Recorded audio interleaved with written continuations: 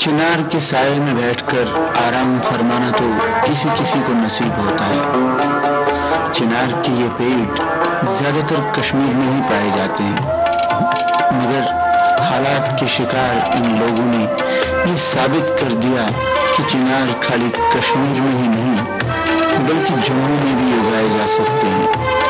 अपने छोटे से आंगन में इन्होंने चिनार का पेड़ उगाया है। इनका कहना है कि कश्मीर में चिनार के पेड़ को ढूंढ कहा जाता है। ये असल में ईरान से आया है। जब मुगलों का दौर चल रहा था उस जमाने से ही ये पेड़ कश्मीर में है। जब कश्मीर में इनको थोड़ी सी भी गर्मी लगती थी तो ये इसके साये में बैठकर आराम फरमाते थे, क्योंकि इसके साये में दिल को ठंडक व आराम पहुंचता है। यही वजह है कि इन्होंने यहाँ पर जम्मू में आकर भी चिनार का पेड़ लगाया, ताकि अपने कश्मीर की याद इनकी आंखों के सामने रह सके। इन्होंने 3 साल पहले यह पौधा कश्मीर से मंगाकर यहाँ पर लगाया। गिरधारी लाल जी ने चिनार के इस पेड़ को जम्मू में उगाकर यह साबित कर दिया कि चिनार का पेड़ खाली कश्मीर में ही नहीं उगाया जा सकता बल्कि इसे जम्मू में भी उगाया जा सकता है। साइंटिस्टों का कहना था कि चिनार का पेड़ सिर्फ कश्मीर में ही उगाया जा सकता है, जो कि इन्होंने गलत साबित कर दिया।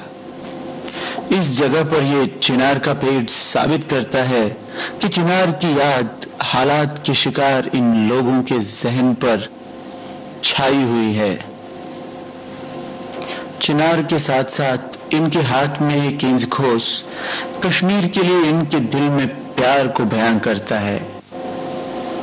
इसके अलावा इन्होंने यहाँ पर बहुत सारे पेड़ उगाए हैं, जैसे कि सेब का पेड़, पॉपुलर का पेड़, अखरोट का पेड़, नाशपाती का पेड़ और वगैरह वगैरह पौधे लगा कर रखे हैं।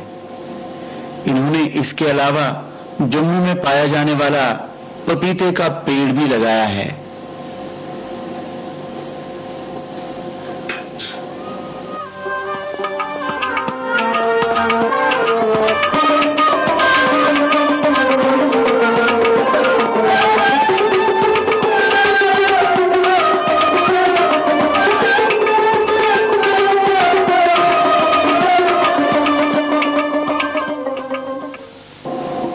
मेरी उम्र तकरीबन 85 वर्ष होगी। हाँ, बिल्कुल वही। मेरा नाम कमलावती है। हम कश्मीर में सोपोर से 3 किलोमीटर दूरी पर रहते थे। कश्मीर हमें छोड़ना पड़ा क्योंकि डर लगने लगा था। जान बचाकर भाग आए, कुछ साथ नहीं लाया, नंगे पांव चलकर आए, भागना पड़ा, हालात खराब हो गए। इसीलिए हम वहां से जान बचाकर सब कुछ वही छोड़कर बस चले आए। यहाँ आकर बहुत मुश्किल हुई। सबसे बड़ी परेशानी है यहाँ की गर्मी। जब मैं कश्मीर से आई तो मैं बहुत छोटी थी। थोड़ा धुंधला सा याद है मुझे।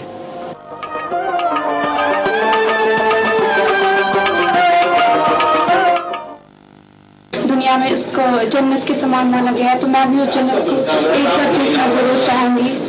उस कश्मीर को देखना चाहूँगी। जब हम कश्मीर से भाग के आए तो यहाँ हम टैंक्स में रहने लगे। टैंक्स के बाद हमें क्वार्ट्स में, लेकिन क्वार्ट्स में हमें बहुत ही प्रॉब्लम हुई। मतलब हमारे माँ बाप उसी में रहते थे, हम बच्चे बड़े बुजुर्ग सभी एक ही कमरे में रहने लगे, तो हमें बड़ी प्रॉब्लम हुई। हमारी पढ़ाई पर बड़ा असर पड़ा। हमें बहुत प्रॉब्लम्स फेस करनी पड़ी। जो बात बच्चों के सामने नहीं करनी चाहिए वही बात हम बच्चों तक भी पहुंच गई। काफी मुश्किलात का सामना करना पड़ रहा है। मुझे रिलीफ के साथ कुछ नहीं है क्योंकि मैं एक गवर्नमेंट एम्प्लॉय हूँ, मगर रिलीफ की बात करें तो इसे कहते हैं डूबते को तिनके का सहारा। वहां पर हम बहुत मजे में थे। इसके मुकाबले में कुछ नहीं। रिलीफ वालों को भी बड़ी मुश्किलों का सामना करना पड़ता है। वहां पर जमीन ज़राअत की आमदनी भी थी, यहाँ पर कुछ नहीं। हम पर कोई एहसान नहीं करते हैं लोग। 3,000 रुपये देकर हम पर कोई एहसान नहीं करते हैं ये लोग, ये तो हमारा हक है। रही बात हम मुलाजिम लोगों की, हम मुलाजिम लोग भी बड़े परेशान हैं। अपने घरों में हम बहुत अच्छे थे, यहाँ आकर बहुत मुश्किल हुई। हम लोगों को बहुत परेशानी है। अपने घर में थे, बहुत ठीक ठाक जिंदगी बसर करते थे। 1947 से ही हम भागते आ रहे हैं। 1947 में एक जंग हुई और हमें भागना पड़ा। हम लोगों ने हर बार माइग्रेशन ही की है। 1960 में हमारे मकान जला दिए गए और हमें भागना पड़ा। ये दूसरी बार भागना था। अभी तक हिंदुस्तान को आजाद हुए 50 साल से ज्यादा हो चुके हैं, मगर इस वक्त तक हमने 10 बार मार खाई है। हमारे गलों को जला दिया गया था और 1990 में जो आग लगी, इसने हमारी पूरी तरह कमर ही तोड़ दी। असल में ये हिंदू मुस्लिम की लड़ाई नहीं, बल्कि ये कुर्सी की लड़ाई है। हम हिंदू मुसलमान इकट्ठे कारोबार करते थे, मगर 1989-90 में फिर इसको भी गलत रंगत दी गई। कुछ लोगों ने गौर किया और कुछ लोगों ने नहीं। हमारे साथ कुछ लोगों ने बायकॉट किया, मगर असर तो जरूर पड़ता है। हम लोगों को कश्मीर छोड़ना पड़ा और हम यहाँ आ गए। यहाँ की प्रॉब्लम है गर्मी। 5 मिनट के लिए सोचो, हमें यहाँ गर्मी ने खाया। वहां तो सर्दी थी, वहां की हवा अच्छी थी, यहाँ कुछ भी अच्छा नहीं लगता।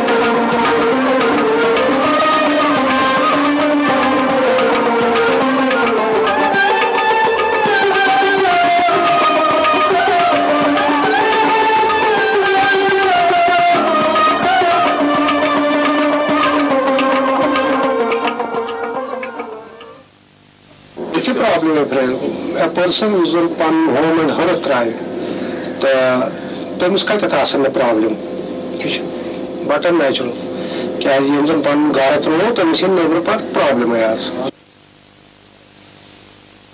ये प्रॉब्लम गंद ये पहाड़ तरक्की प्रॉब्लम मिसाल गोदे अगर आस्पेक्ट नो बच्चे वल बचन प्रॉब्लम इन प्रॉपर लीग तालीम वातान अच्छा नतीज यह कि हेकान प्रॉपरली तालीम वालीम हासिल कर तो तीज इनकम तकिस इंसान इन पे खर्च कर किताबन हजन पे ट्यूशन फीसस पे या हेल्थ केयर बाकी चीज तम प्रॉब्लम मतलब दवायातन पोस हुई पे ज्यादा ग हावी बेमार क्या क्लाइमेटिक चेंज से तक माहौल उम्र गुजारम तथ डिफरेंस ये कुदरती मुख्तलिफ किस्म दौर तक असर ज्यादा तो बेन आब हवा तक हवान सह क्या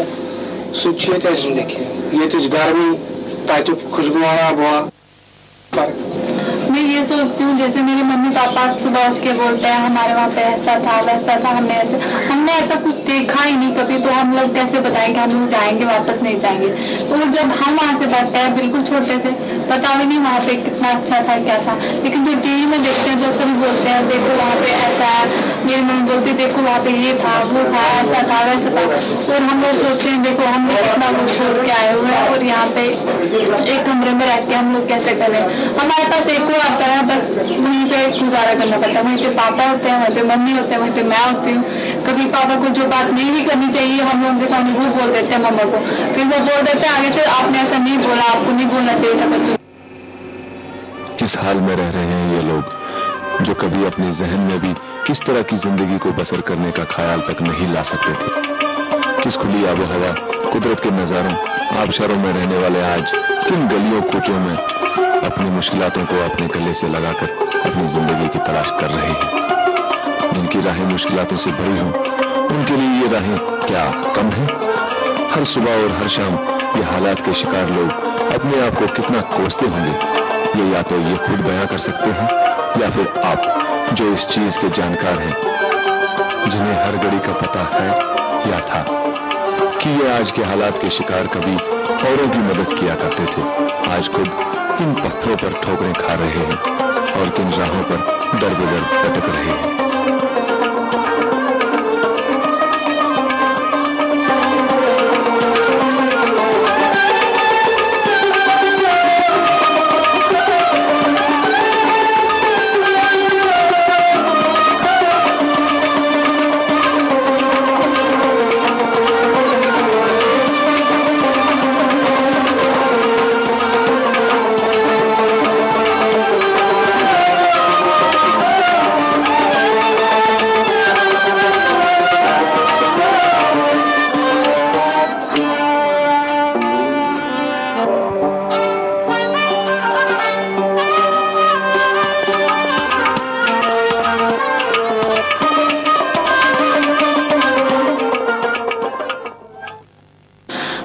पर बहुत मुश्किल तो होती ही है, मगर क्या करें, हम चाहते हैं कि हालात ठीक हो जाएं ताकि हम वापस कश्मीर जा सके।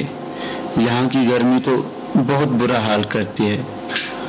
वहाँ का मौसम तो खुशगवार था, कहाँ ये गर्मी से भरा माहौल और कहाँ वो सर्दी का मौसम। हालात के शिकार इन लोगों पर सरकार ने थोड़ा सा रहम खाकर पढ़े लिखे बेरोजगार नौजवानों को पुलिस में भर्ती का काम शुरू तो किया है, मगर इतना ही काफी नहीं। इन लोगों ने 14 सालों में बहुत कुछ गंवाया है। इन लोगों को खुश करने के लिए सरकार को कुछ और भी करना पड़ेगा, क्योंकि ये लोग अपने घोंसलों की जुदाई बर्दाश्त नहीं कर। अलग हो चुकी है, लेकिन नई जगह पर रहकर इन्होंने उन्हीं शाखों को फिर से दरख्त बनाकर वापस वादी में जाने की ठान ली है। अब सिर्फ ये लोग उसी उम्मीद पर दिन गुजार रहे हैं कि कब हम फिर से उसी माहौल में लौटें जहां के ये रहने वाले हैं।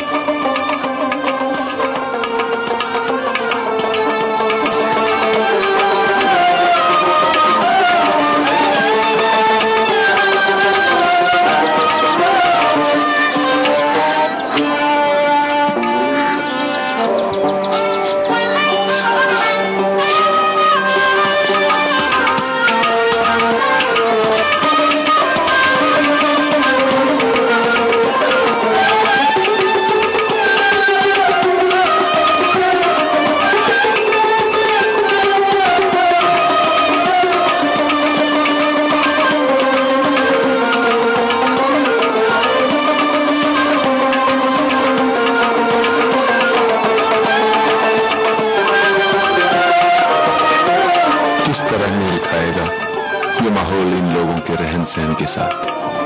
किस साफ सफाई में रहते थे और अब किस गंदगी में ये दिन बसर कर रहे हैं। चारों तरफ जहां नजर पड़ती है वहां कूड़े के ढेर या फिर गंदी नाली या नाला बह रहा है, जिससे इन हालात के शिकार लोगों की सेहत की तंदुरुस्ती पर असर पड़ता है और ये गंदगी बीमारियों को बुलावा दे रही है। हर मुश्किल का सामना करते करते अब ये बीमारियों का भी सामना कर रहे हैं। गंदगी के इस माहौल में बच्चों का भी कोई मुस्तकबिल नहीं है। जिनके नसीब में वो साफ और शफाक फिजा थी, उनका मानो नसीब ही साथ न दे रहा हो। आज 14 साल हो चुके हैं जब इन लोगों को इस इलाके में बसाया गया था। शायद इस उम्मीद पर यहाँ साफ सफाई नहीं की जा रही कि इन्हें तो एक दिन यहाँ से जाना ही है, या फिर कुछ और बात है। शायद कश्मीर ही इनका मुल्क है, सारा हिंदुस्तान नहीं। ये हालात के शिकार लोग तो हमेशा यही समझते आए कि पूरी दुनिया इन्हीं की है, मगर इनकी राहों में सिर्फ कांटे ही कांटे नजर आ रहे हैं।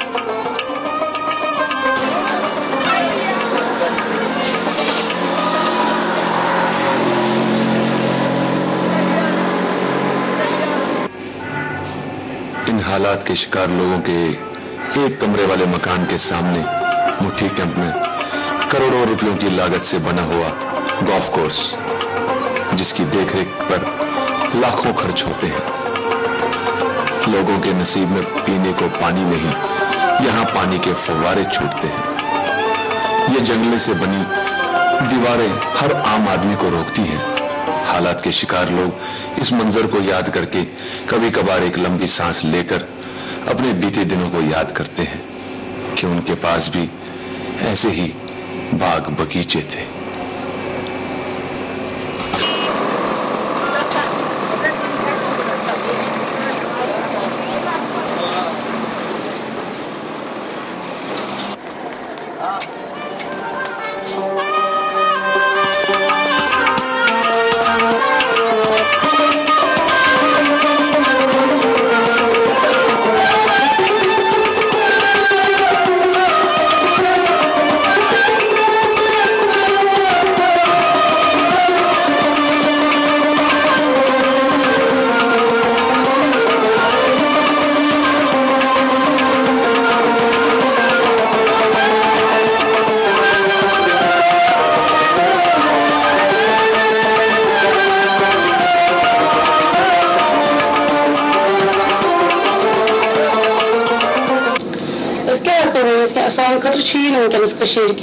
मुझे अच्छा नहीं लगेगा वापस जाना।